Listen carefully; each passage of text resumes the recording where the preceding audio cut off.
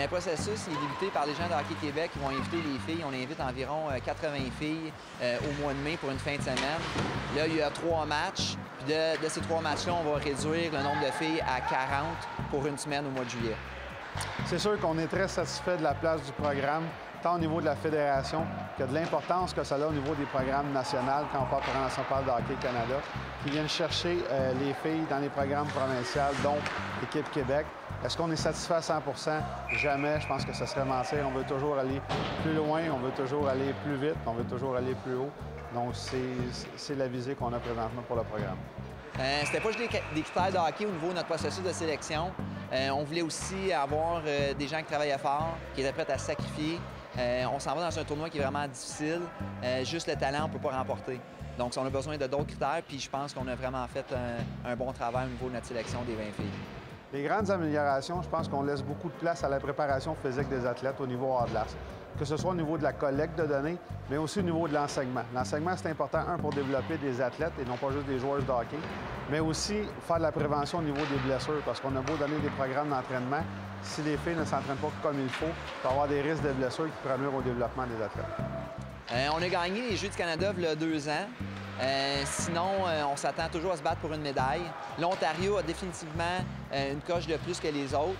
Ils ont beaucoup de membership, mais dans les dernières années, on a toujours pu jouer avec eux. L'an passé, on a perdu 2-1 en match préliminaire. Fait qu'on est confiant qu'on peut gagner encore cette année. Les joueurs sur lesquels on va compter beaucoup, c'est sûr notre gardienne l'année passée, Edith Dastumoro, a été nommée gardienne de l'année au Canada, puis elle revient encore cette année. Alors, c'est sûr qu'on s'attend à ce qu'elle soit encore excellente.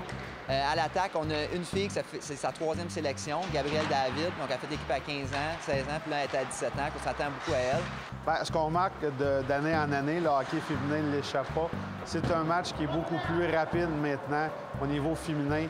C'est une partie qui est beaucoup plus structurée qu'elle l'était à l'époque. Je me souviens de mes premières années. Donc ça, on est très satisfait de ça. Rapidité, exécution, les habiletés également vont ressortir. L'habileté au niveau des passes, les lancers, c'est beaucoup plus fort que ce l'était à l'époque. On est très satisfait de ça. Bien, au niveau de connaître un peu les autres formations, au niveau de gérer la pression, avec les filles qui ont été là, Gabrielle David était là d'ailleurs au Jeux du Canada, bien, je pense que la nervosité, les filles ne sont pas habituées d'avoir des grosses compétitions comme ça. Alors, je pense que ceux qui l'ont déjà vécu, c'est très important de partager notre expérience pour pouvoir juste se concentrer sur le match, pas l'envergure de la compétition. Bien, c'est sûr que quand on parle de programme d'excellence, la prochaine étape pour les filles d'Équipe Québec moins 18 ans, c'est Hockey Canada, le programme national des moins 18 ans. Par la suite, le programme de développement et bien évidemment, l'objectif ultime, l'équipe nationale senior, afin de participer aux Olympiques. Quand on regarde au niveau un petit peu plus local, les prochaines étapes, on a des filles qui sont midget, donc c'est d'aller au niveau collégial. Les filles qui sont collégiales, c'est d'aller au niveau universitaire. Une fois le stage complété, c'est les Canadiennes de Montréal. Ça, c'est évident que ça devient présentement une nouvelle ouverture pour les filles, une fois la carrière universitaire complétée. Assurément, il y a une espérance après leur carrière universitaire d'aller jouer dans un calibre de haut niveau avec des athlètes de haut niveau également, donc pour poursuivre leur cheminement, poursuivre leur carrière. Puis les filles qui sont là actuellement deviennent des modèles pour les jeunes filles des programmes moins de 18 ans. On va juste prendre comme exemple au début du mois d'octobre, en préparation pour faire l'équipe finale, l'Équipe Québec a joué un match contre les Canadiennes de Montréal, un match simulé. Il y avait différentes phases de jeu qui étaient appliquées. Donc, au-delà du match qui s'est joué de la préparation, il y a eu aussi un effet d'entraînement où les filles pouvaient jouer avec leurs idoles. Ça, c'est évident.